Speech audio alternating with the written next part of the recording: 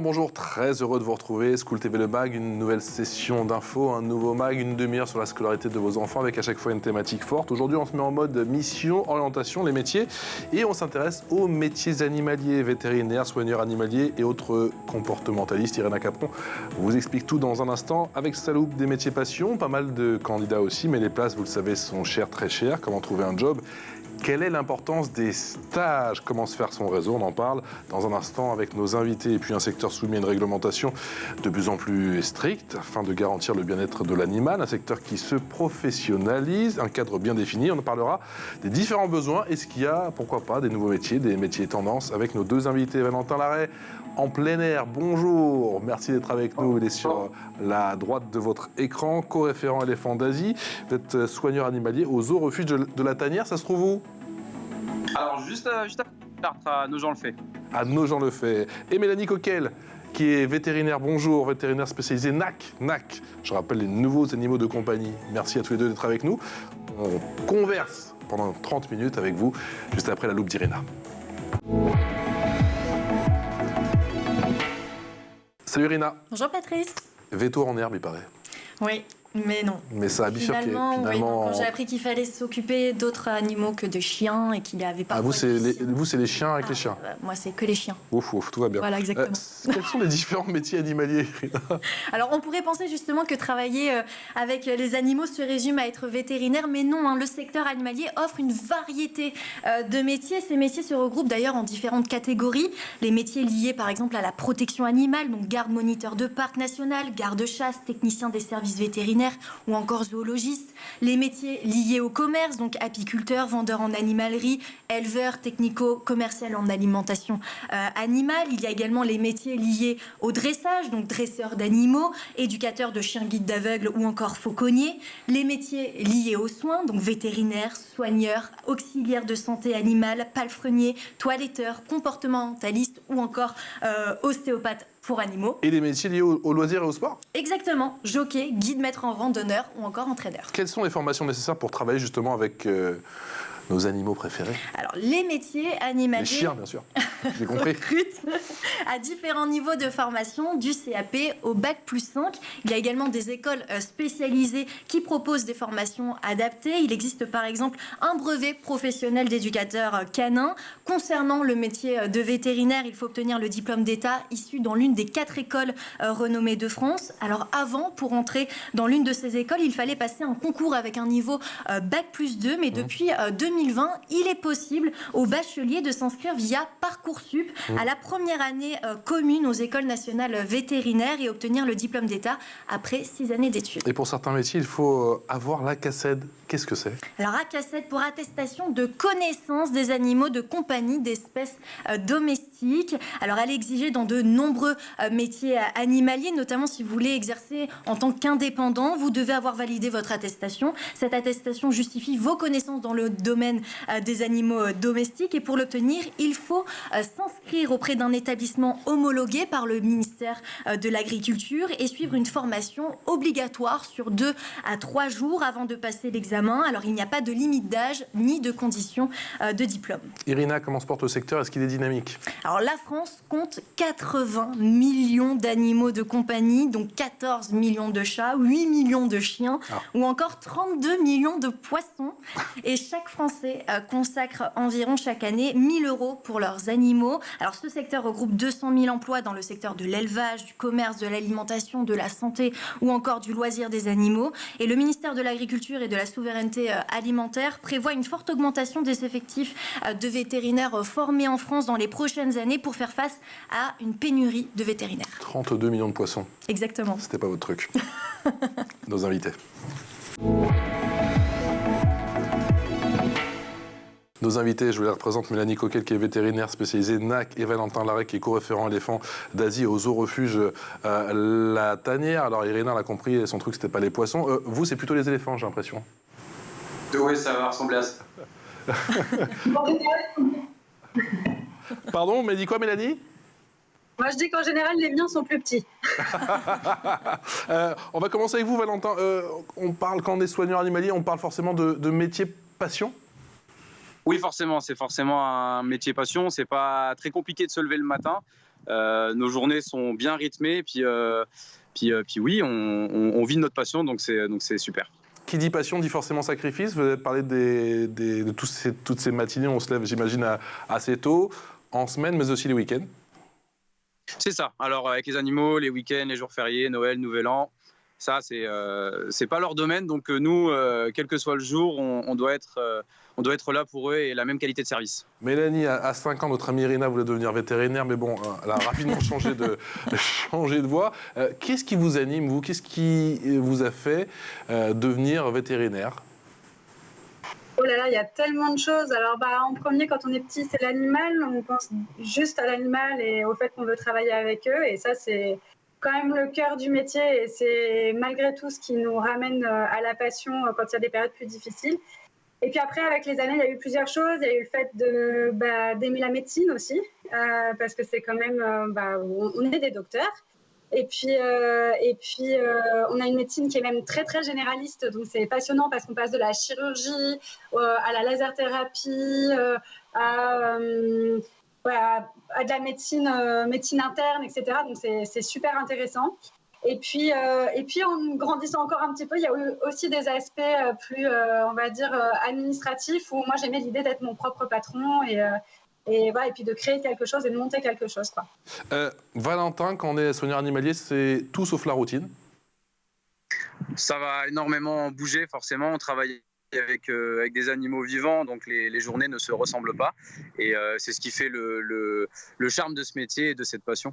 Valentin, vous vous occupez de combien d'animaux? Il y a combien de types d'animaux aussi? On voit effectivement 2 beaux spécimens derrière vous. Moi, du coup, je m'occupe de 3 éléphants mâles Asie. Donc, on est 4 à s'en occuper sur le secteur. Donc, je suis spécialisé éléphants. Je m'occupe que des éléphants ici à la tanière. Des éléphants, mais vous êtes aussi amené parfois à aider vos collègues à intervenir dans d'autres secteurs du parc? Bien sûr, bien sûr. On va aider les collègues s'il y a besoin. Avant les éléphants, j'ai donné coup de main sur les primates, les oiseaux, les petits carnivores. Donc oui, on est amené à quand même aider les collègues s'il y a besoin. Vous pouvez nous les présenter, Valentin, ou pas? Ils sont disponibles ou pas derrière? Ils s'appellent comment? Alors du coup, juste ici, vous avez Rajendra et Kitaï. Donc ça, ce sont les 2 frères. Rajendra qui a 12 ans et Kitaï qui a 5 ans. Donc là, ils sont en train de manger au foin tranquillement. Et du coup, de l'autre côté, voilà, juste ici, on va avoir Sunai. Donc Sunai, lui, il a 7 ans. Donc il n'est pas de la même fratrie que Rajendra et Kitaï, mais bon, c'est le copain, c'est le frère de cœur. C'est le frère de cœur. Ça fait combien de temps que vous occupez d'eux? Et au quotidien, quelle est la journée type d'un soigneur animalier comme vous qui est au plus près des éléphants?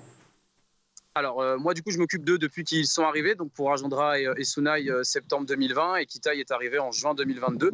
Et une journée type aux éléphants, si je la fais assez rapidement, on va contrôler nos animaux dès qu'on arrive, forcément, pour être sûr que tout va bien au niveau de la structure, de leur état physique.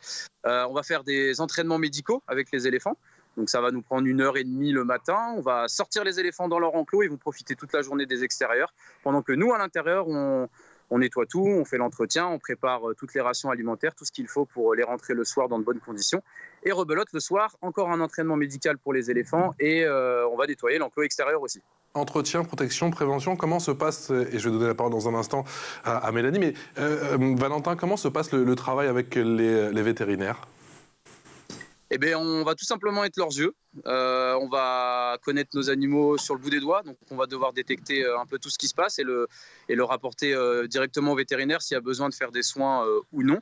Donc oui, on est en étroite collaboration avec les vétérinaires. On est très, très proches. On communique beaucoup.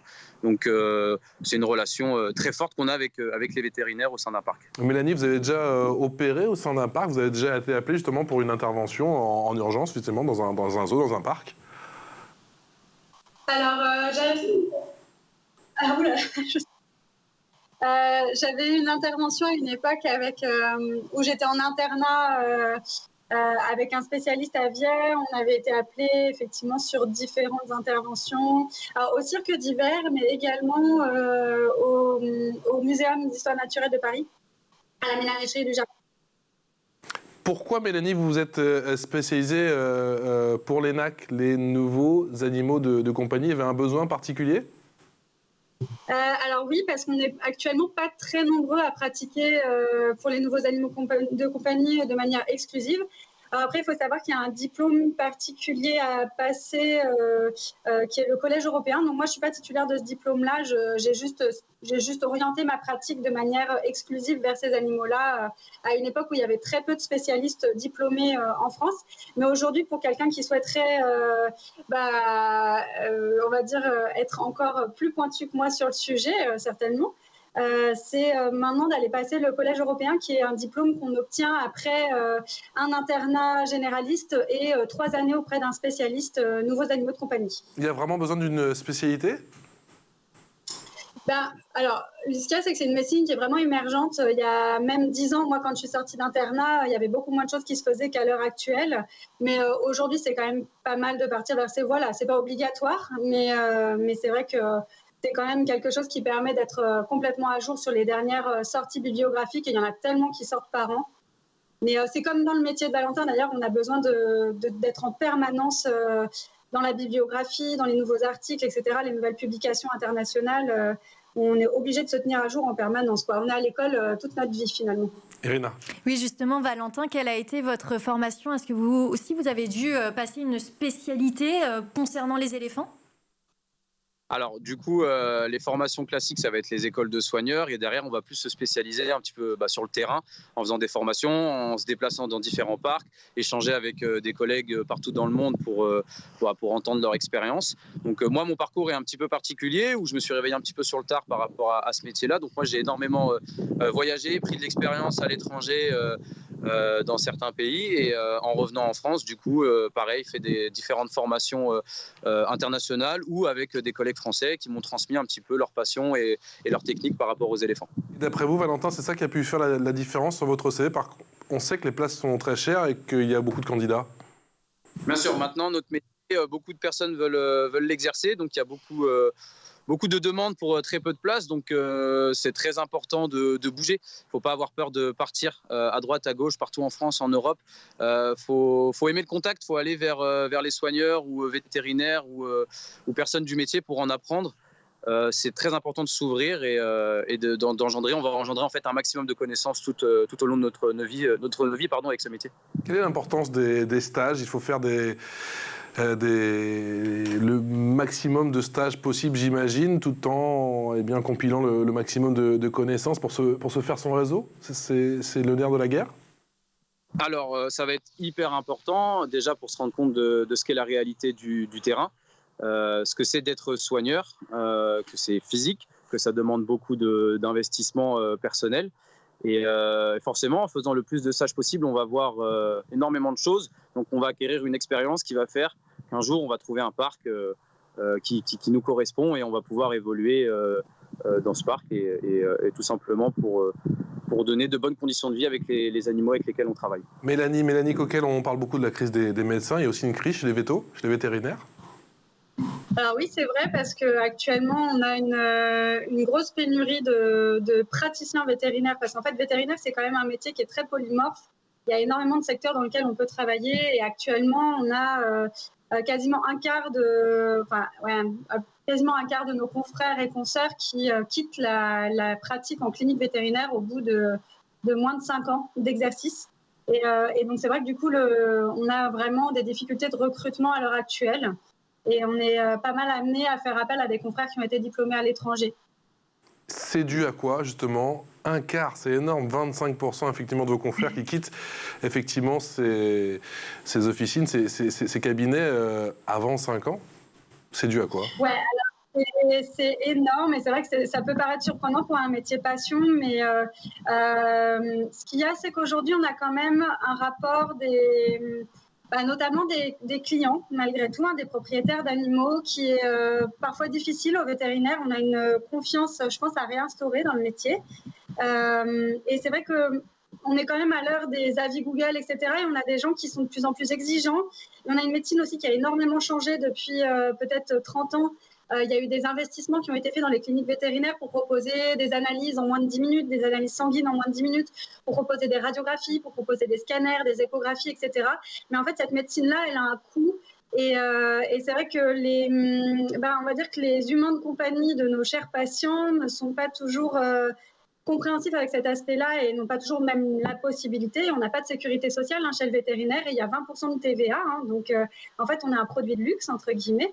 Donc, voilà, c'est vrai que ce rapport-là, en fait, et peut être difficile dans le métier et c'est quelque chose auquel les vétérinaires sont mal préparés, je dirais, en école, d'avoir en fait des soins qui ne pourront pas être réalisés pour des questions de budget. Et aussi d'avoir l'exigence clientèle qu'il y a en face, puisque aujourd'hui on a quand même de nombreux confrères qui souffrent du rapport que peuvent avoir les clients avec eux et notamment du bashing sur les réseaux sociaux, etc., qui n'est pas toujours évident, quoi. Irina. Oui, Mélanie, est-ce que donc, le ministère de l'Agriculture a annoncé l'augmentation des effectifs de vétérinaires formés en France? Vous pensez que ça va suffire pour faire face à cette pénurie? Alors, moi, je ne pense pas que ça suffise. Je crois qu'il faut aussi prévoir en fait, une vraie communication autour de notre métier, de le faire davantage connaître et dans tous ses aspects. Donc, moi, c'est quelque chose qui me tient beaucoup à cœur dans mes réseaux sociaux, par exemple. Et aussi que notre profession soit aussi revalorisée parce que pour simplement citer un chiffre, un vétérinaire qui vient d'être diplômé, il va gagner 1 700 € net par mois en salariat.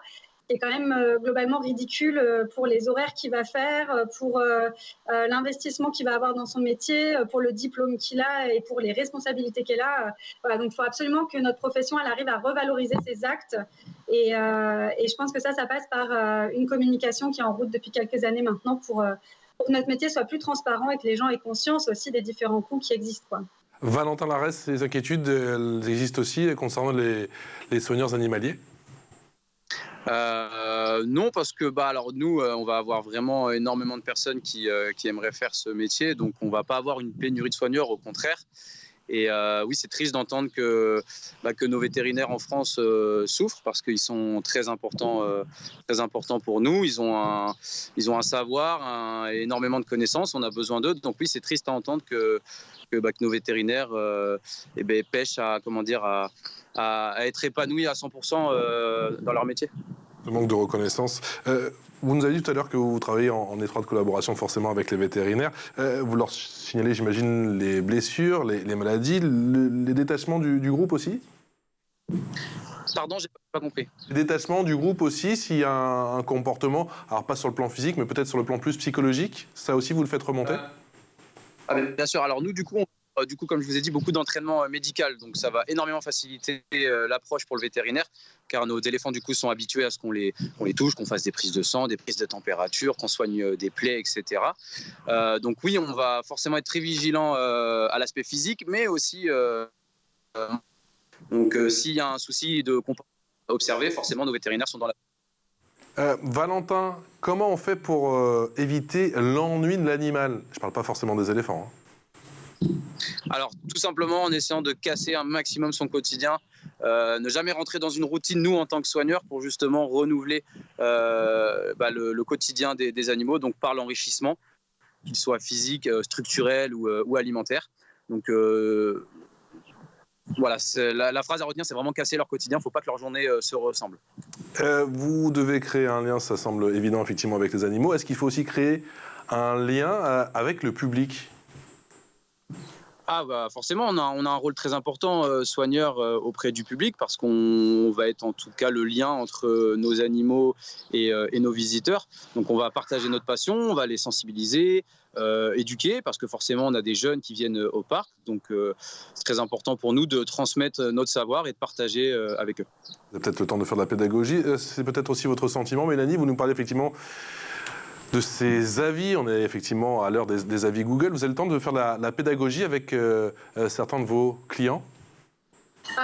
Oui, de toute façon c'est vraiment le cœur du métier aussi. On fait vétérinaire parce qu'il y a l'animal, mais c'est hyper important de se rappeler qu'il y a également le propriétaire. Donc moi j'aime pas trop le terme de propriétaire, c'est plutôt l'humain de compagnie. Mais en fait, je dirais que ça représente peut-être 75% de notre métier, d'expliquer, et en fait de former une équipe avec les personnes qu'on reçoit. Et moi, en l'occurrence, dans ma pratique, ça se passe très bien parce que j'aime cet aspect-là et que j'aime bien qu'on reparte de ma consultation en ayant compris ce qui a été recommandé pour l'animal et en ayant le sentiment d'avoir participé aux prises de décision. Moi, je suis pas là comme le grand docteur qui dit il faut faire ça. à mon sens, c'est un échec de pédagogie d'avoir en arrivé là. Et lorsqu'on a la possibilité d'expliquer, de faire des schémas et de mettre à contribution l'humain de compagnie, en fin de compte, la relation, elle devient assez équilibrée et assez saine dans le rapport aux soins de l'animal. Donc ça, c'est vraiment hyper agréable. Irina.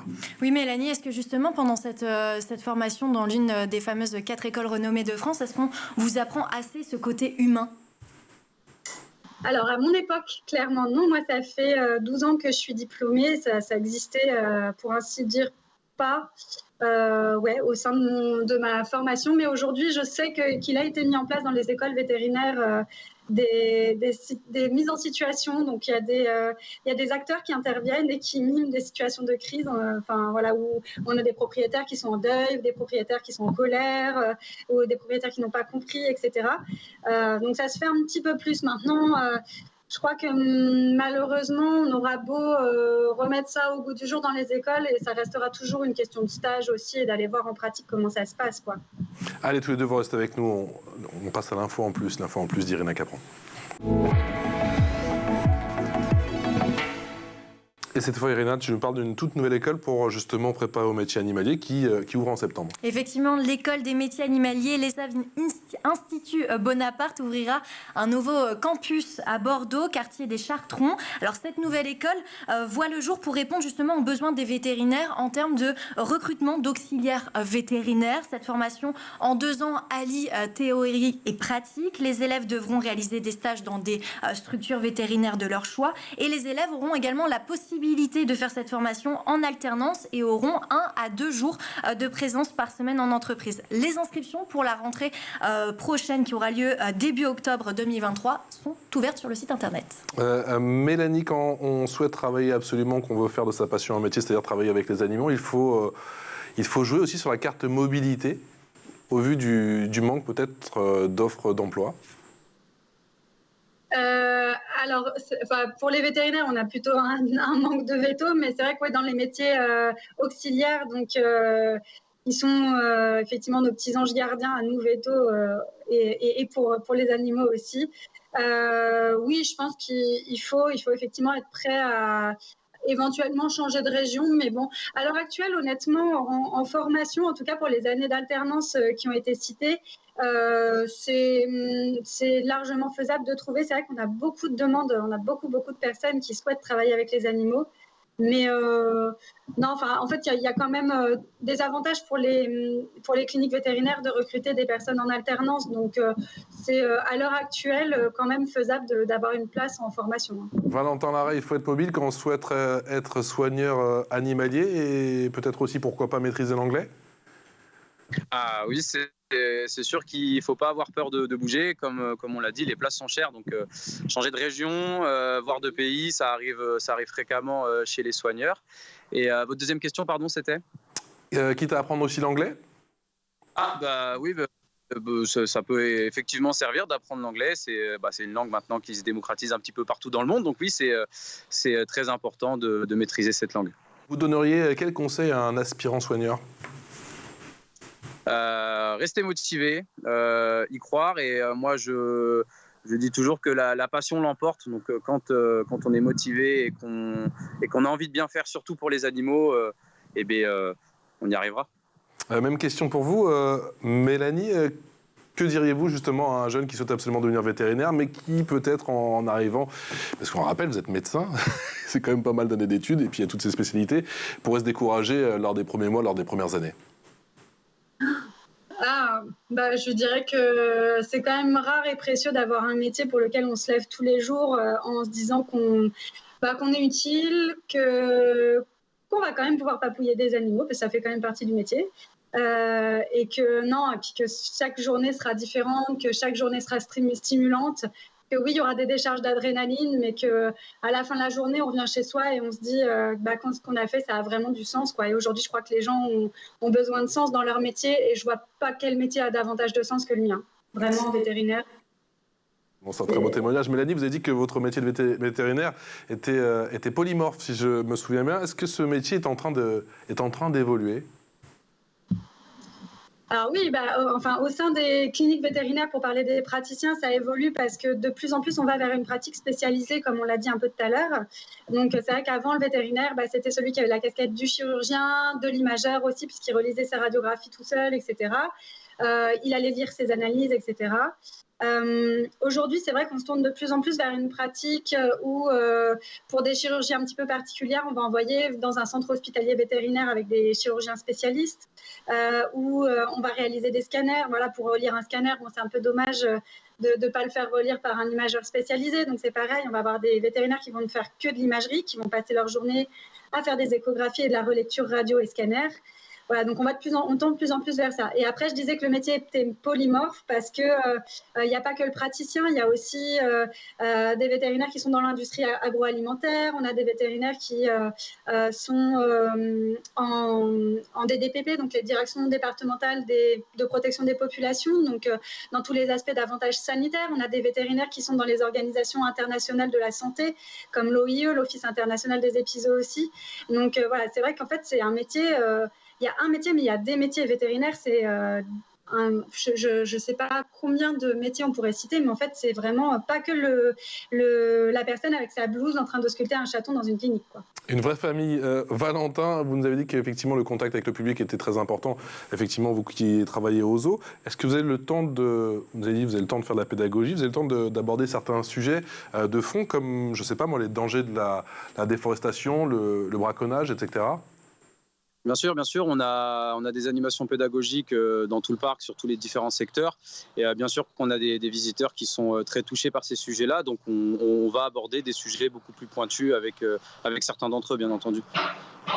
Merci infiniment, ça fait du bien de voir ces sourires, cette passion. Et le bonjour, bien sûr, aux trois garnements derrière vous.